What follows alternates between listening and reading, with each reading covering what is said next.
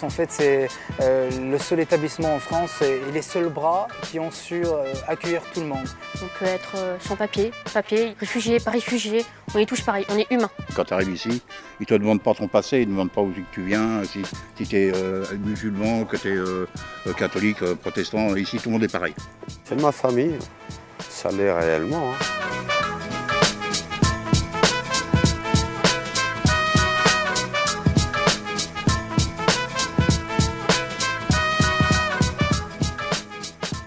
L'accueil, c'est vraiment ce qui est premier et primordial et c'est le fondement même d'une communauté, Emmaüs. Quand on accueille quelqu'un, on l'accueille dans sa personne en entier. Et après, on l'inscrit dans la reconnaissance de ses droits. L'ensemble des droits qui sont, à nos yeux, tout à fait normaux et qui, pour beaucoup de personnes, ne sont plus. Une grande partie, ce sont des personnes en situation administrative précaire, généralement loin des institutions parce que c'est compliqué pour eux de s'inscrire dans un parcours institutionnel normal. C'est vrai que quand on arrive, entre guillemets, on est un peu perdu. Parfois, on ne sait pas trop ce qu'on veut, on ne sait pas trop où est-ce qu'on va.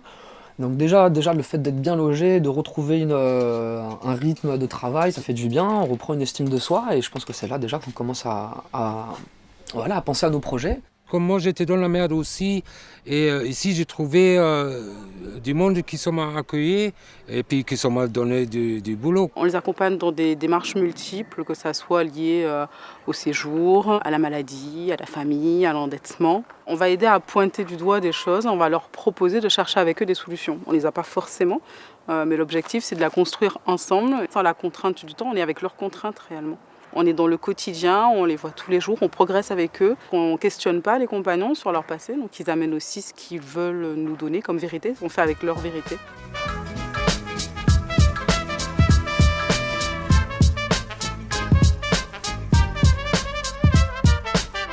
Alors aujourd'hui sur Emmaüs Toulouse, on est en pleine rénovation, on va dire, de l'hébergement sur les 3 sites. Ici sur la Barthe-sur-Lèze, aujourd'hui on a encore quelques chambres doubles et notre priorité c'est d'arrêter les chambres doubles et de permettre à chacun d'avoir son intimité. Et ça c'est la chose la plus importante et la plus urgente. On a tout, hein. On a le lit, la télé, l'armoire. Nous, c'est notre maison, donc après c'est pas non plus le grand, mais c'est suffisant. J'ai une chambre avec tout le confort, c'est une grande chambre parce que comme moi j'ai des petits-enfants, alors j'ai une grande chambre un peu plus grande pour recevoir ma famille. J'ai mes filles qui habitent à Toulouse, j'ai 2 jumelles et ils viennent ici avec les petits-enfants. Ce mobilier pour un couple, c'est génial, quoi. Ça, on a une totale autonomie, une indépendance aussi, on peut cuisiner, on peut se faire plein de choses, quoi. Ce qu'on ne peut pas faire quand on est tout seul dans une chambre, quoi.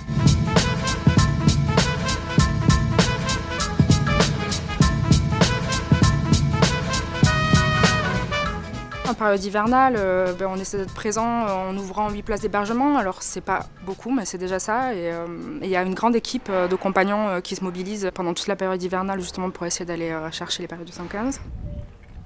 Nous sommes en liaison directe avec le 115 à travers d'un numéro spécial. C'est un endroit où on accueille des gens qui sont vraiment dans la galère. Un repas chaud le soir, un endroit pour se laver, ou pour laver ses linges, ou pour se reposer.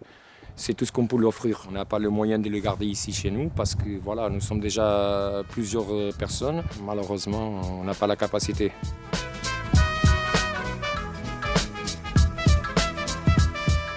Une des difficultés, c'est de trouver un équilibre entre sa vie privée, qui est possible, mais aussi une vie communautaire. Donc il y a des repas partagés ensemble, il y a des temps partagés ensemble. On a régulièrement des réunions communautaires où toutes les compagnes et les compagnons sont sollicités sur les engagements de la communauté. On discute du vivre ensemble, on discute de l'activité, on discute de tout. Donc on met les problèmes sur la table et on discute tous ensemble et chacun donne son opinion, quoi.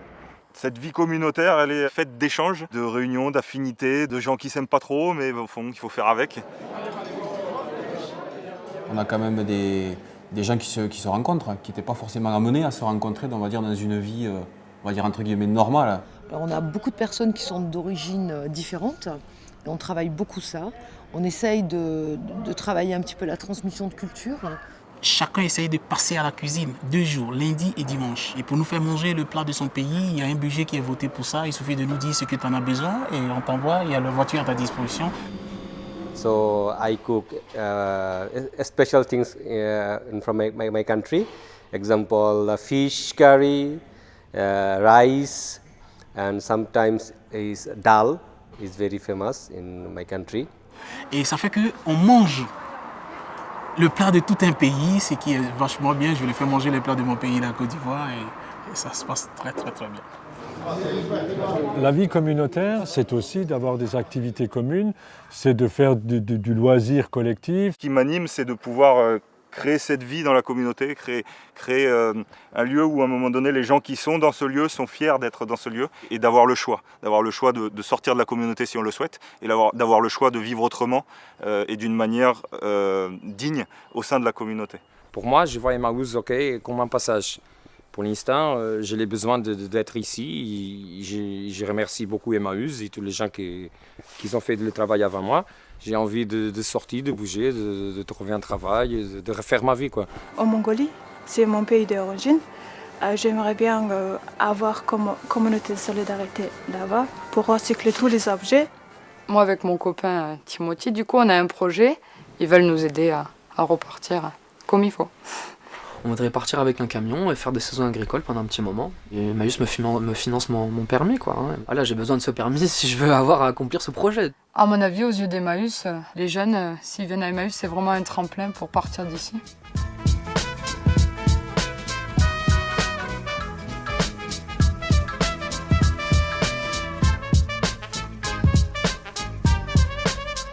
Voilà, c'est une petite famille qu'on a ici. Et je trouve que tout le monde se comprend, parce on sait tous d'où on vient, on l'a pas oublié. Chacun ici est venu avec ses blessures, son passé, sa nostalgie. On peut pas, systématiquement, on peut pas être tous pareils. Le but étant d'apprendre des uns des autres, autant par l'activité que par la découverte de cultures différentes.